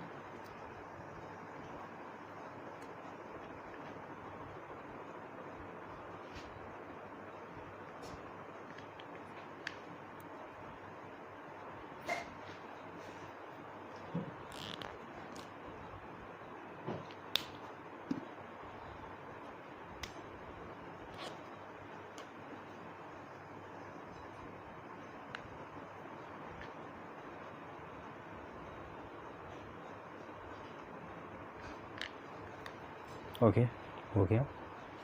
चलिए नेक्स्ट क्वेश्चन करते हैं। चलिए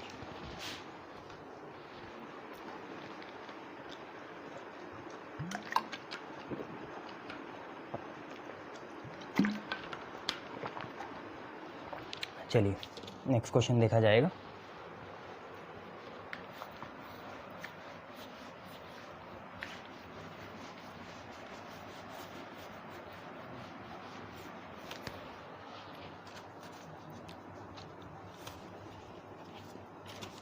तो हम पे नेक्स्ट क्वेश्चन है, अ प्रोटॉन, एक प्रोटॉन है वो मूव कर रहा है distance, a proton moves the distance कितना बच्चे, 0.1 मीटर। ठीक है, along a uniform electric field, और वो इलेक्ट्रिक फील्ड है 500 न्यूटन पर कूलम, इतना दे रखा है ना। वो थ्योरी क्या लिखनी, मैं ओरली बोल रहा हूँ, लिख लो along a uniform electric field और वो इतनी है। तो पहली चीज़ हमें पोटेंशियल डिफरेंस पोटेंशियल ही निकालना है, और दूसरी चीज़ काइनेटिक एनर्जी निकालनी है। कोई बात नहीं यार, ये सारी चीज़ें निकल जाएंगी, work is a form of energy, उससे निकल जाएगी, है ना। जैसी पोटेंशियल देंगे तो निकल जाएगी। तो एक काम करते हैं, ये जो डिस्टेंस होता है ये हमेशा आर होता है। ठीक है, ये हो गया 0.1 मीटर। ई हमें दे रखा है कितना, 500 नैनो कूलम, न्यूटन पर कूलम। प्रोटॉन का चार्ज आपको पता होना चाहिए कितना होता है, 1.6 इंटू 10 की पावर -19 कूलम। बेटा वी निकालना है, कितने बार बताऊँ, V is equal to E d होता है। सर ये कहाँ से लिख लिया, बहुत बार लिखा बेटा, कैपेसिटेंस में भी लिख लिया, और ये नहीं देखा तुमने, E is equal to d V by d r होता है। E is equal to d V by d r, d हटा दो तो क्या बचा, V is equal to E r, वहीं से बोल रहा हूँ मैं, वी इज इक्वल टू कितना, ई आर। ठीक है सर, मान लिया। तो 500 और आर की वैल्यू 0.1, तो 0.10 खा जाएगा, 50 आ जाएगा आप पे, 50 वोल्ट। ठीक है, दूसरी बात आपको एनर्जी चाहिए, है ना, काइनेटिक एनर्जी। काइनेटिक एनर्जी बेटा कुछ और नहीं होगी, वर्क होगी।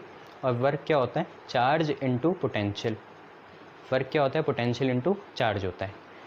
चार्ज कितना है, 1.6 इंटू 10 की पावर -19 है। ओके, और पोटेंशियल कितना है, 50 है। तो क्या होगा, 50 इंटू 16, 16 5 जा 80 और पॉइंट गया, तो 8 इंटू 10 की पावर -19 जूल आ जाएगा आप पे, है ना, मल्टीप्लाई आपके ऊपर है, 8 इंटू 10 की पावर -19 जूल आ जाएगा। देख लो -19 आ रहा, हाँ तो ठीक है, 17 16 5 जब, ठीक है, 80 आएगा यार, 80 50 है ना, ठीक है 80 आएगा। अब ठीक है,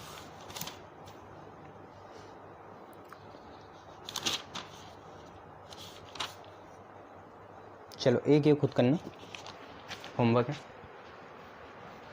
ठीक है, होमवर्क है खुद करना। कौन सा, ये वाला, कौन सा सर, ये वाला बेटा।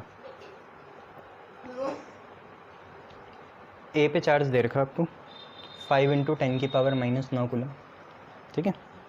ए पे चार्ज है 5 × 10⁻⁻9 कूलम और बी पे चार्ज है 3 × 10⁻⁻9 coulomb.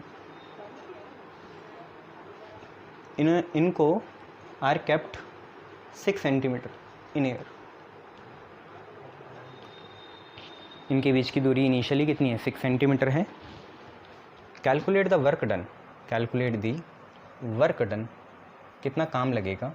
Calculate the work done when B is moved 1 centimeter towards A, B is moved 1 centimeter towards A। Work is a form of energy या work is change in energy, वहीं से निकल जाएगा। देखो B अगर 1 centimetre A की तरफ आ गया तो अब डिस्टेंस कितनी हो जाएगी? 5 हो जाएगी ना। पहले कितनी थी? 6। A B की तरफ आया, दूर थोड़ी भागा, टूवर्ड्स बोला ना बेटा, अवे थोड़ी बोला। चलो पहला क्वेश्चन ये है। दूसरा है 2 सेंटीमीटर अवे फ्रॉम ए, दोनों ही करना, एक तो टूवर्ड्स में निकालना है, एक अवे में निकालना है ना। यह है, मैं बस इतना बता देता हूँ, work done is change in potential energy होगा, उससे ज़्यादा यहाँ पे कुछ लगेगा नहीं। पोटेंशियल एनर्जी का चेंज का हमने क्वेश्चन कराई है अभी, वही लगाओ, आंसर निकालो, खुश रहो, ऐसे करते रहो।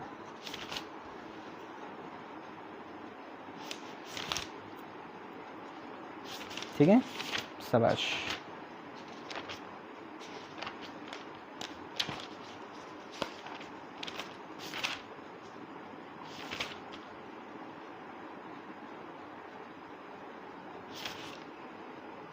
चलो एक ही क्वेश्चन खुद करना, पहले भी करा रहा था तो दोबारा करना। हम पे क्या है, मतलब अलग तरह का है, थोड़ा अलग है, कंसेप्ट वही है। 2 स्मॉल स्पेयर हैं एक जैसे, 2 small identical spheres, 2 small identical spheres हैं। कौन कौन? ए और बी, 2 स्मॉल आइडेंटिकल स्पेयर्स हैं। ईच पे Q कूलम चार्ज है, हर एक पे Q कूलम चार्ज है। तो Q कूलम चार्ज है तो भाई सेम चार्ज है तो रिपेल करेंगे ये कितने फोर्स से? F से। तो साथ साथ देखते भी रहा करो, तभी फील आती है सर क्या बोल रहे हैं। 2 स्मॉल आइडेंटिकल स्पेयर्स हैं A और B, दोनों पे चार्ज कितना है? Q है। सेम चार्ज है तो इनके बीच में क्या हुआ? रिपल्शन हुआ। एक थर्ड अनचार्ज, वही आइडेंटिकल ही हैं, एक थर्ड अनचार्ज स्पेयर आया C।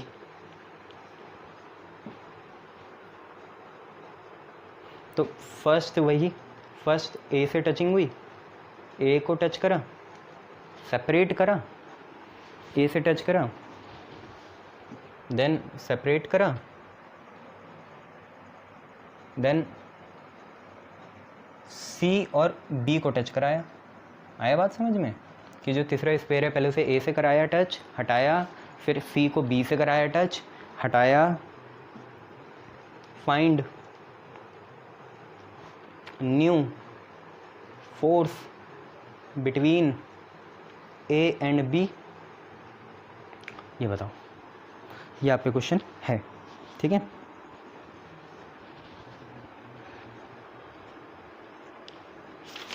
चलिए बहुत बढ़िया। एक ही क्वेश्चन खुद करना, गॉस थ्योरम का है। एक पॉइंट चार्ज है 2 माइक्रोकूलम का, वो चार्ज है भाई, डायपोल नहीं है, ठीक है। Is at centre of Gaussian surface, is at centre of Gaussian surface.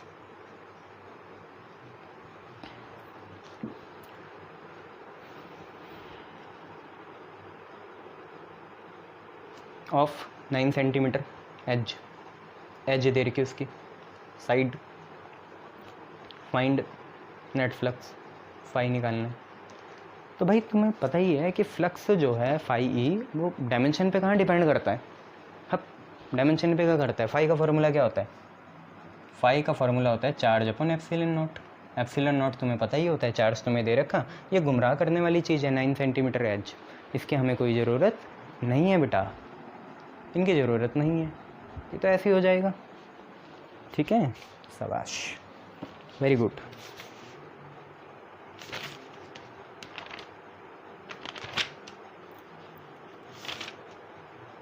चलिए बेटा एक क्वेश्चन करते हैं।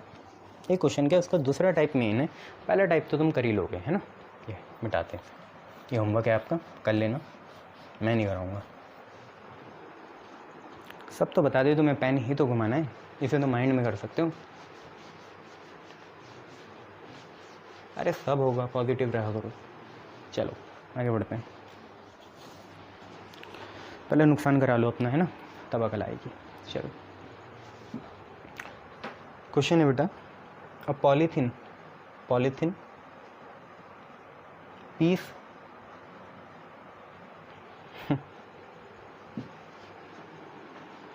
रब्ड विद वूल, ऊन से पॉलीथीन को, ठीक है, चार्ज ट्रांसफ़र होगा, is found to have charge of, रगड़ेंगे तो भाई एक लूज़ करेगा एक गेन करेगा ना चार्ज, वही कंसेप्ट बता रहे हैं। Charge of 3 × 10⁻⁷ coulomb, 3 × 10⁻⁷ coulomb. Estimate number of electron transferred, जितने इलेक्ट्रॉन ट्रांसफर्ड हुए होंगे वो बताने हमें। दूसरी बात,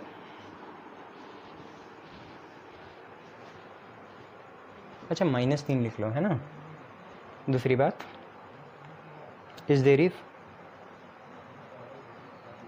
ट्रांसफ़र ऑफ मास ऑल्सो। हाँ तो ये तो सही बात है, मास भी तो ट्रांसफ़र होगा भाई, जो लूज़ करेगा उसका मास भी तो कम होगा ना, क्योंकि इलेक्ट्रॉन का नेग्लिजिबल मास नहीं होता। तो क्वेश्चन क्या है, एक पॉलीथीन का पीस है, उसे हमने वूल से, ऊन से रगड़ा और उस पर नेगेटिव चार्ज आ गया। किसी चीज़ पे रगड़ने से नेगेटिव चार्ज आना, इसका मतलब क्या है, उसने लूज़ करे या गेन करे, बस मुझे ये बताओ। पॉलीथीन को जब हमने वूल से रगड़ा और पॉलीथीन में इसके बाद नेगेटिव चार्ज आ गया, तो इसका मतलब वूल पे क्या आया होगा, पॉजिटिव चार्ज आया होगा। इसका मतलब इलेक्ट्रॉन इधर ट्रांसफ़र हुए होंगे, इलेक्ट्रॉन इधर को ट्रांसफ़र हुए होंगे। तो भाई जिसमें नेगेटिव चार्ज आया उसका मतलब है क्या, जिसमें नेगेटिव चार्ज आया उसका मतलब सिर्फ इतना ही है कि उसे किसी से इलेक्ट्रॉन मिले। किससे मिले, वूल से मिले, किसको, पॉलीथीन को, इसलिए उसमें नेगेटिव चार्ज आ गया। कितना, -3 × 10⁻⁷ कूलम, ठीक है। नंबर ऑफ इलेक्ट्रॉन ट्रांसफ़र निकलना है, तो बेटा चार्ज कितना दे रखा, -3 माइनस मतलब है ना, 3 × 10⁻⁷ कूलम दे रखा, ओके ठीक है। तो Q = NE पता होता है आपको, यस सर पता होता है। Q = NE हो गया, N निकालो बेटा, N होगा Q/E, ठीक है। Q कितना है, 3 × 10⁻⁷, E कितना है, 1.6 × 10⁻⁻19। सॉल्व करो बच्चे से, प्लस ही पावर आएगी, बताओ मुझे कितनी आ रही, जल्दी इधर उधर का देख लेना।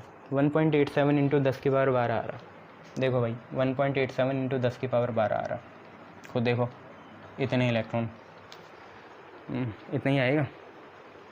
हाँ चलिए, अब इन्होंने बोला कि मास भी ट्रांसफ़र हुआ, हाँ हुआ, यस, कहाँ से कहाँ, मास भी, क्योंकि इलेक्ट्रॉन जिस तरफ जाएंगे उस तरफ मास बढ़ेगा, तो मास भी इधर कोई ट्रांसफ़र हुआ, किधर से, वूल से पॉलीथीन की तरफ।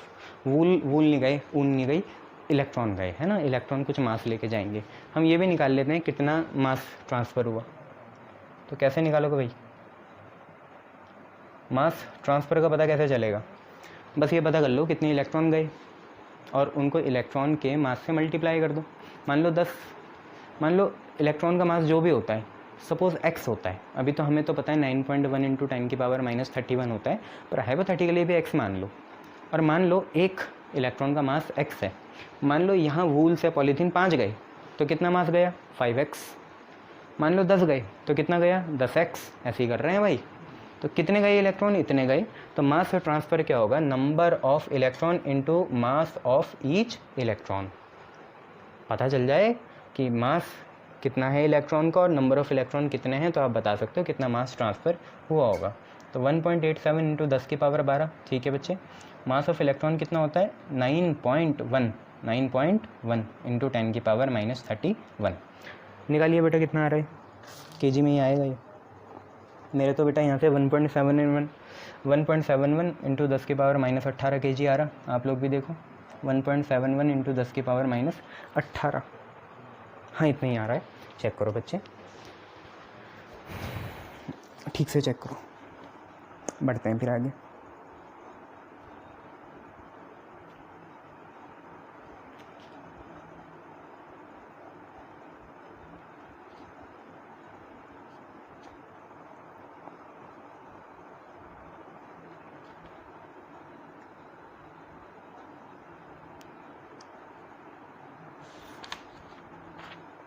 ठीक है बच्चे, वेरी गुड।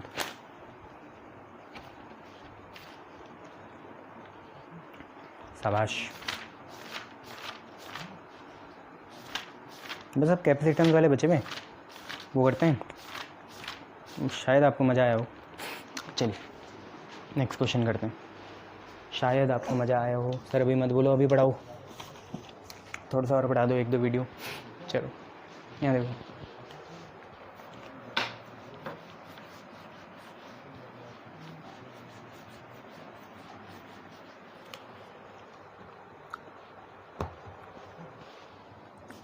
मान लो ये है तुम पे एक सिस्टम है, उस पर 2 चार्जेस हैं। एक सिस्टम पे कितने चार्जेस हैं? 2 हैं, ठीक है। सिस्टम हैविंग 2 चार्जेस, डायपोल ही तो होता है बेटा, QA, पता नहीं होता, जनरली तो होता है। 2.5 इंटू 10 की पावर -7 कूलम देर का एक चार्ज तो ये हो गया। दूसरा इन्होंने बोला, दूसरा जो चार्ज है वो कितना है? -2.5 इंटू 10 की पावर -7 कूलम। अब तो मुझे श्योर हो गया ये डायपोल है, एक प्लस और एक माइनस। लोकेटेड है कहाँ कहाँ?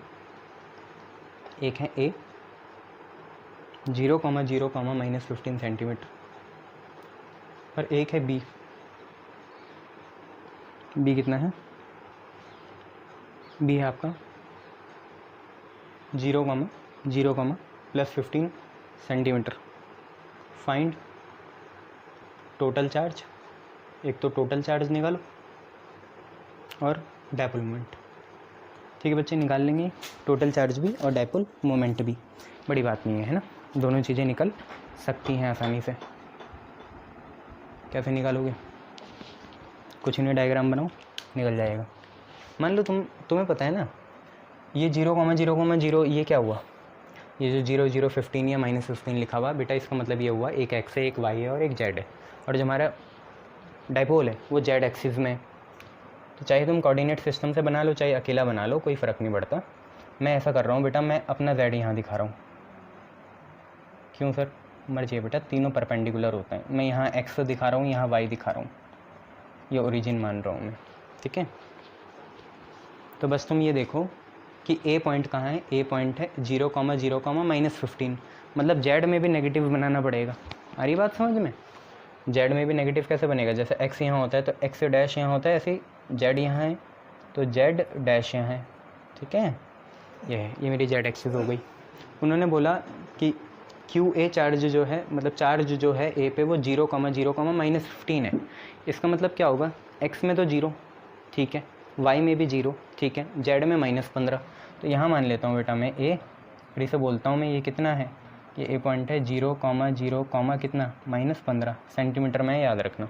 और चार्ज कितना है? चार्ज भाई QA है, ज़्यादा घचपच नहीं करेंगे यहाँ, ठीक है, बाद में डालेंगे। और B पे कितना है? B है x पे 0, ठीक है, y पे 0, ठीक है, z पे 15, तो 15 यहाँ ले लेते हैं, ये B हो गया। यहाँ पे 4z B होगा और ये होगा 0, 0, 15 +15, है ना बच्चे। क्या होती है लेंथ ऑफ द डायपोल? आप खुद ही बताओ। क्या लेंथ ऑफ द डायपोल ये नहीं है? ये O हो गया सेंटर, ये पूरी क्या है? लेंथ ऑफ द डायपोल है ना। ये जो दिख रही है आपको, ये क्या है? लेंथ ऑफ द डायपोल है। तो आप मुझे बताओ लेंथ ऑफ द डायपोल कितनी है? 15 है, -15 है या 30 है? तो सर आपने मुंह की बात छीन ली, लेंथ ऑफ द डायपोल 30 होगी। 30 क्यों? क्योंकि बेटा लेंथ ऑफ द डायपोल क्या होगी असली में बेटा, कि जो दोनों चार्ज को जोड़े। तो चार्ज को इधर तो 15 जोड़ रहा, उधर भी 15 जोड़ रहा, तो मैं सीधा लिखूंगा, देख भाई, प्लस का 15 फिर माइनस और माइनस का 15। इतनी चालाकी फिजिक्स से खेले करो, तो 30 सेंटीमीटर आ गया, ठीक है। मेरे से कोई पूछे नेट चार्ज कितना है तो मैं बोलूँगा 0 है। क्यों?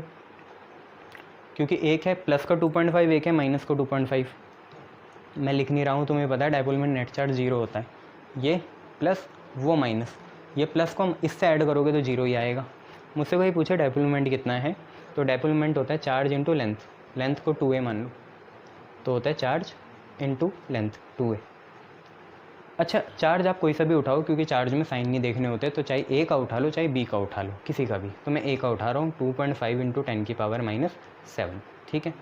और इसमें हम क्या मल्टीप्लाई करेंगे, 2a, लेंथ कितनी है 30 है, सेंटीमीटर है तो बेटा 10⁻² लगा देना, ठीक है। 30 इंटू 2.5 75 आएगा, है ना, 75, और ये हो गया 10⁻⁹, और यहाँ पे आ गया आप पे कुलम, और यहाँ पे आ गया आप पे मीटर।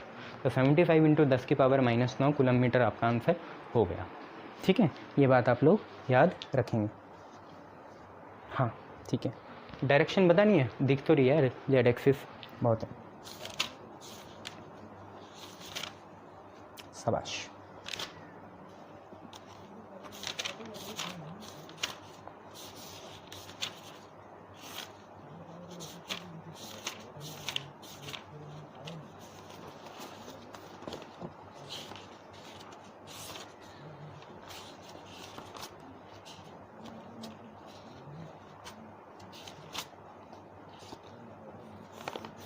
चलो बेटा नेक्स्ट क्वेश्चन।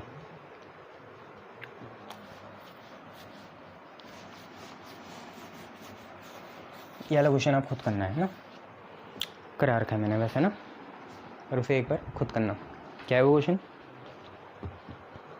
फाइंड द ये होमवर्क है आपका, है ना, find the permittivity of ice. Permittivity निकालनी है आपको, किसकी, आइस की।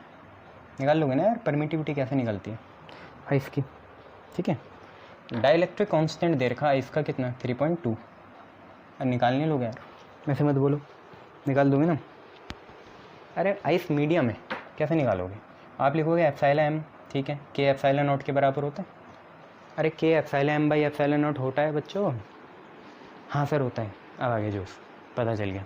हाँ तो एप्सिलॉन m आज बन गया आइस, तो एप्सिलॉन आइस क्या होगा, k एप्सिलॉन नॉट, k की वैल्यू कितनी है 3.2, और एप्सिलॉन नॉट 8.8 इंटू 10⁻⁻12 निकालो, कितना होगा, मल्टीप्लाई करके बताओ। नहीं बता रहे, 28.3, शाबाश शाबाश बच्चे। 28.3 इंटू 10⁻⁻12, 28.3 है बच्चे, 28.3 इंटू 10⁻⁻12, और वो तो पता ही है तुम्हें, यूनिट है ना, यूनिट एज इट इज़ लिखना, ठीक है। चलो हमें भी करने दिया करो सर, करा करो बेटा, पॉज करके करा करो, है ना। Next question, how much charge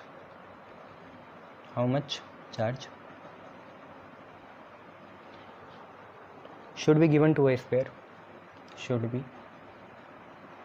given to a sphere, should be given to a sphere of radius 30 centimetre, जिसका रेडियस कितना हो 30 सेंटीमीटर हो, so that surface charge density जो है, जो उसने एक्वायर कर ली इस चार्ज की वजह से, जो सरफेस चार्ज डेंसिटी एक्वायर करी वो है 3/π कूलम पर मीटर स्क्वायर। यहीं से देखो, अगर तुम यहाँ से नहीं इसको एनालाइज कर पाए कि स्फीयर है तो सरफेस चार्ज डेंसिटी आएगी, तो देखो एक तो दे भी रखी है कि सरफेस चार्ज ही निकालनी, तो यूनिट से देखो चार्ज अपॉन इस वो एरिया, सिग्मा ही होता है, सिग्मा ना, चार्ज सिग्मा क्या होता है, चार्ज अपॉन एरिया। तो चार्ज की वैल्यू कितनी होगी, सिग्मा इंटू एरिया, चार्ज की वैल्यू कितनी होगी, सिग्मा इंटू एरिया। और एरिया कितना होता है स्फीयर का, याद है ना, 4πr²। तो charge sigma into area, area होता है 4πr², ठीक है।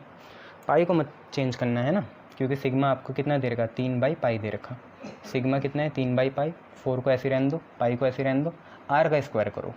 देखो आर है 30 सेंटीमीटर, तो 30 इंटू 10⁻⁻2 हो गया आपका आर, और उसका चल रहा है स्क्वायर। पाई से पाई होगा कैंसिल, यस, 4 कहाँ काट रहे हो, पाई काटो सर, ये लो पाई काट दिया, 4 3 जा 12, बेटा यहाँ से कितना आएगा, तो पहले तो 30 का स्क्वायर करोगे तो 900 आएगा, 30 का स्क्वायर 900 और 10 की पावर -2 का स्क्वायर हो गया 10 की पावर -4। 12 9 से कितना होता है 108, तो 10800 आ जाएगा और यहाँ 10 की पावर -4 आ जाएगा, ठीक है ना। 12 9 से 108 होता है ना, और यहाँ 00 आ गया 10 की पावर -4, 2 0 इसने खा लिए तो 1.08 आ रहा होगा, 1.08 कूलम, ये आंसर आएगा 1.08 कूलम, ठीक है। ऐसे करना है।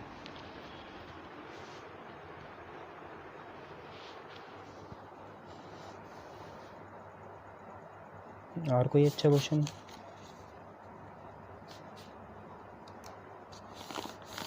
ठीक है, एक क्वेश्चन ये भी बढ़िया है, अलग कर लो।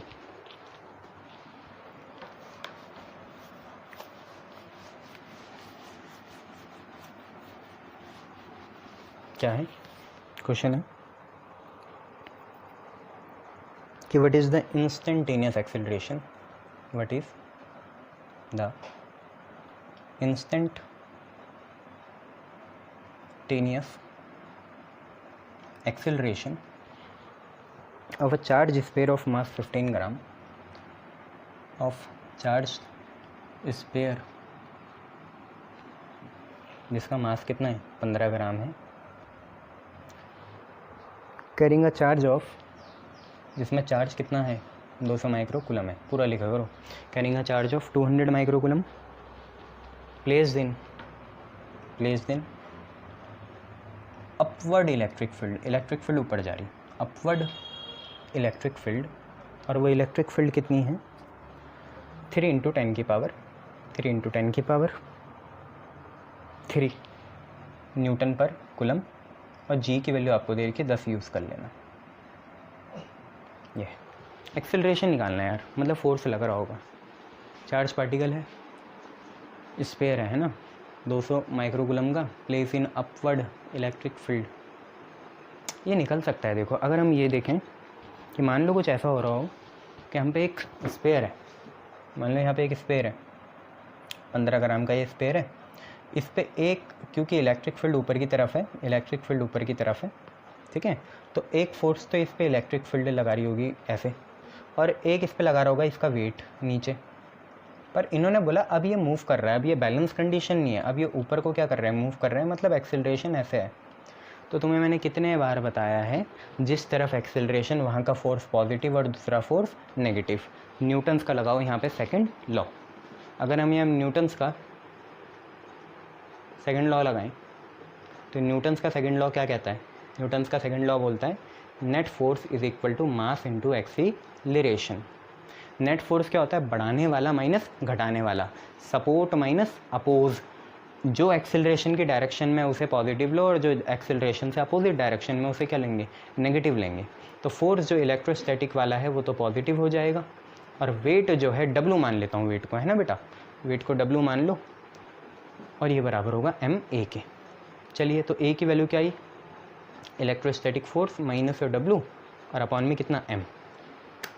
क्या हमें इलेक्ट्रोस्टैटिक फोर्स पता है, यस, इलेक्ट्रोस्टैटिक फोर्स होता है क्यू ई, क्या होता है क्यू ई, याद है ना बेटा, ई एफ बाई क्यू होता है, तो फोर्स कितना हुआ क्यू ई, और वेट एम जी, वेट कितना होता है एम जी, डब्लू हमेशा एम जी होता है ना, ठीक है, शाबाश।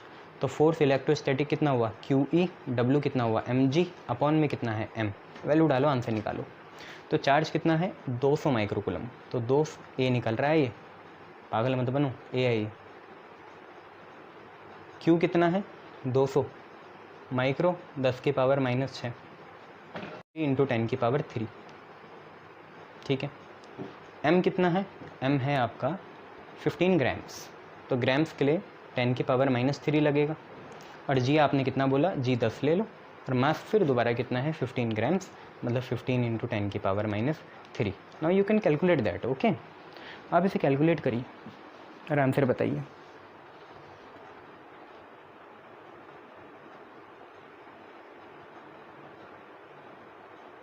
ठीक है, 30 आ रहा होगा, 30 मीटर पर सेकंड स्क्वायर, देखो यार खुद निकालो, मैंने करना है, चलो कर लेता हूँ। तसल्ली हो जाएगी आपको ना। तो देखिए ये 3 है, ठीक है, ये 200 है, 200 इंटू 3 कितना, 600, ठीक है 600। साथ में पावर देखो -6 और 3 कितना, -3 होगा, ठीक है। अगर ऐसा है तो हम एक काम कर सकते हैं, 2 जीरो तो इसकी 2 पावर काट देगा, तो अब -1 बचेगा, तो कुल मिला के ये 0.6 है, 0.6 है, ठीक है। माइनस ये बनेगा 15 इंटू 10 की पावर -3 और 1 -2, तो ये अगर 0.60 है तो ये है 0.15, और नीचे कितना है 0.015। अब इतना तो कर लो यार, कितना आएगा ये, 60 और 15 कितना, 35, 45, 0.45 और 0.015, काटो इन्हें, आंसर निकालो। 15 3 जा 45 आ तो गया यार, नहीं 15 3 जा 45 आ तो गया, कितना है 45000, नीचे हाँ नीचे 15 इंटू 00, ये कटा, 15 3 जा 45, 30 आ तो गया। ऐसे ही करना है, इसे कर लेना है ना ये, ठीक है, शाबाश। इनको ऐसे ही करना, बाकी हम नई वीडियो में देखते हैं ना।